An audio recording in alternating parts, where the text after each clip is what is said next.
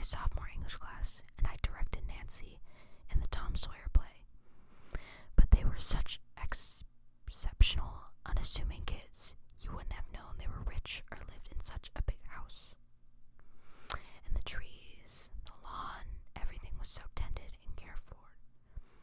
After we got there and the sheriff had heard Mr. Ewald's story, he radioed his office and told them to send reinforcements and an ambulance. Said there has been some kind of accident. Then we went in the house, the three of us, went through the kitchen and saw a lady's purse lying on the floor and the phone where the wires had been cut. The sheriff was wearing a hip pistol, and when he started up the stairs going to Nancy's room, I noticed he kept his hand on it, ready to draw. Well, it was pretty bad, that wonderful girl, but you would have never known her. She had been shot in the back of the head with a shotgun held maybe 2 inches away.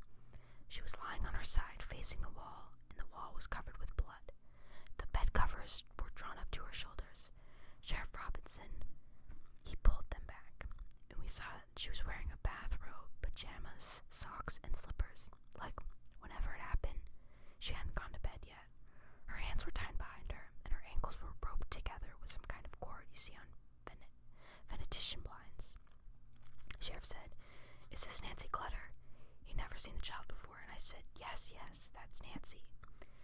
We stepped back in the hall and looked around. All the other doors were locked. We opened one, and that turned out to be a bathroom. Something about it seemed wrong, and I decided because of the chair, a sort of dining room chair, that looked out of place in a bathroom. The next door, we all agreed it must be Kenyon's room. A lot of boys' stuff scattered around, and I recognized Kenyon's glasses, saw them on a bookshelf beside the bed. But the bed was empty, though it looked as if it had been slept in.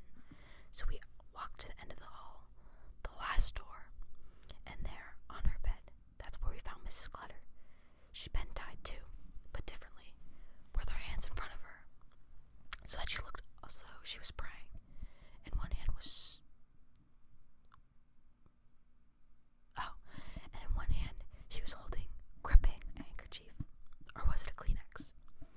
The cord around her wrist ran down to her ankles, which were bound together, and then ran on down to the bottom of the bed, where it was tied to the footboard, a very complicated, artful piece of work. Think how long it took to do. And her lying there, scared out of her wits. Well, she was wearing some jewelry, 2 rings, which is one reason why I've always discounted robbery as a motive, and a robe, a white nightgown, and white socks. Her mouth had been taped with adhesive, but she'd been shot point blank in the side of her head, and the blast, the impact, had ripped the tape loose. Her eyes were open, wide open, as though she were still looking at the killer, because she must have had to watch him do it, aim the gun. Nobody said anything. We were too stunned. I remember the sheriff searched around to see if he could find the discharged cartridge, but whoever had done it was much too smart and cool to have left behind any clues like that. Naturally, we were wondering, where was Mr. Clutter and Kenyon? Sheriff said, "Let's try downstairs." The first place we tried was the master bedroom, the room where Mr. Clutter slept.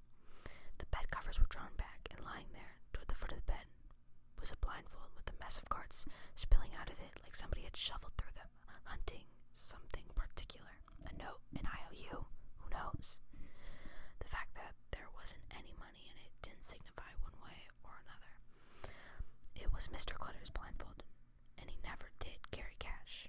Or billfold, and he never did carry cash. Even I knew that, and I'd only been in Holcomb a little more than 2 months. Another thing that I knew was that neither Mr. Clutter nor Kenyon could see a darn without his glasses, and there was Mr. Clutter's glasses sitting on a bureau, so I figured wherever they weren't there of their own accord. We looked all over, and everything was just as it should be. No sign of struggle, nothing disturbed, except the office, where the telephone was off the hook, and the wires cut, same as in the kitchen. Sheriff Robinson, he found some shotguns in the closet.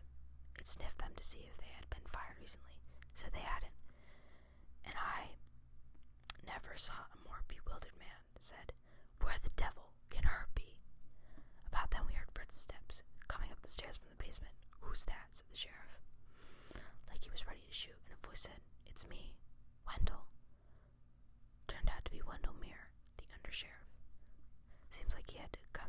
house and hadn't seen us, so we'd gone investigating down in the basement. Alright. I'll keep going. The sheriff told him, and it was sort of pitiful. Wendell, I don't know what to make of it.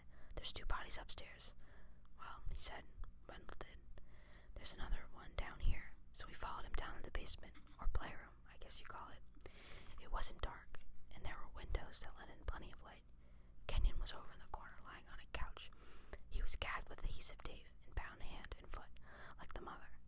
The same intricate process of the cord leading from the hands to the feet, and finally tied to an arm of the couch. Somehow, he haunts me the most. Kenyon does. I think it's because he was the most recognizable, the one that looked the most like himself, even though he'd been shot in the face directly head on. He was wearing a t-shirt and blue jeans, and he was barefoot, as though he'd dressed in a hurry. Just put on